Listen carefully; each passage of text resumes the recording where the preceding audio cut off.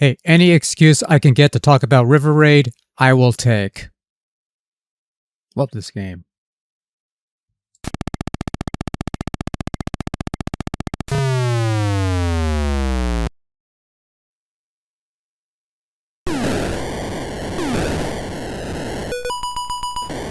It's River Raid, first debuting on the venerable Atari 2600 video computer system in 1982 from Activision, designed by one Carol Shaw, one of the earliest female game developers, I believe.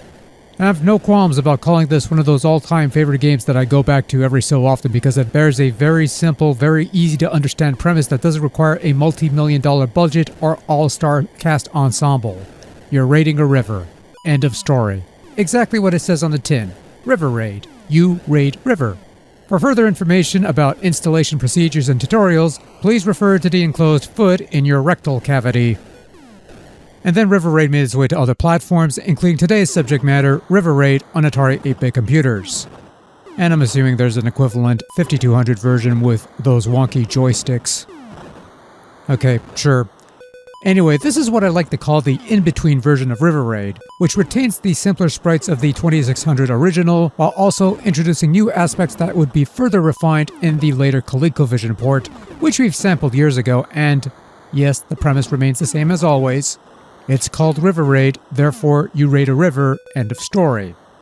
Specifically, you're shooting out tankers, balloons, bridges, jets, and other things, while also occasionally passing over fuel tanks to refill your ever-dwindling fuel tank.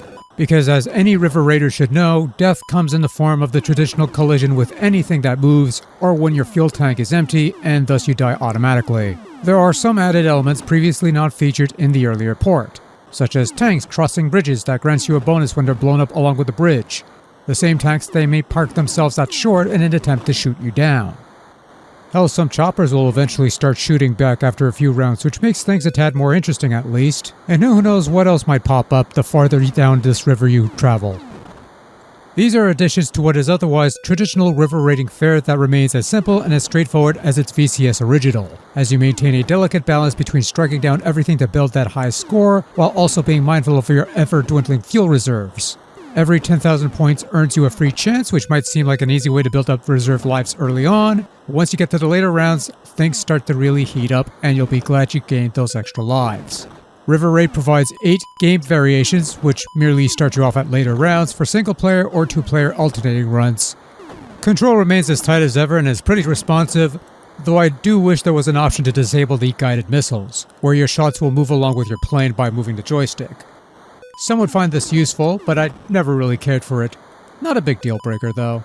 River Raid comes across as a slight upgrade over the 2600 version from a visual standpoint.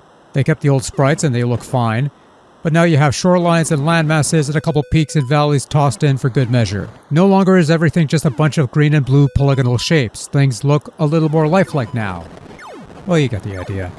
I like that you have a more fleshed out status bar on the bottom, somewhat superfluous, but a nice touch regardless. The scrolling is pretty smooth, a bit too quick, but that's not a big deal or anything. Sound-wise, not a whole lot, but still quite nice, almost on par with 2600, which was also nice and pleasant, but here it sounds a bit, I don't know, cleaner, for lack of a better term. Not bad. Not bad at all. Overall, if there is one advantage that River Raid on Atari 8-bit has over the equivalent conversion on Atari 5200, is that you have more joystick options that aren't complete shit. And that's a huge step up. Other than that, it's a perfectly fine upgrade over the 2600 original, and honestly, this actually looks nicer than the ColecoVision version based on the shorelines being visible, and there's more detail and stuff like that. Then I go back to the ColecoVision version, which I thought had the better visuals because everything looks new, but turns out it's only marginally better than the 2600 version, and this looks way nicer than either version, to be honest with you, so that comment about this being the in-between from 2600 to Coleco might be selling this thing a bit short, and oh well, what's done is done. Regardless, the gameplay is where it counts most, and this River Raid plays just as well, if not a touch better, than what came before, or even after apparently. Definitely one worth checking out.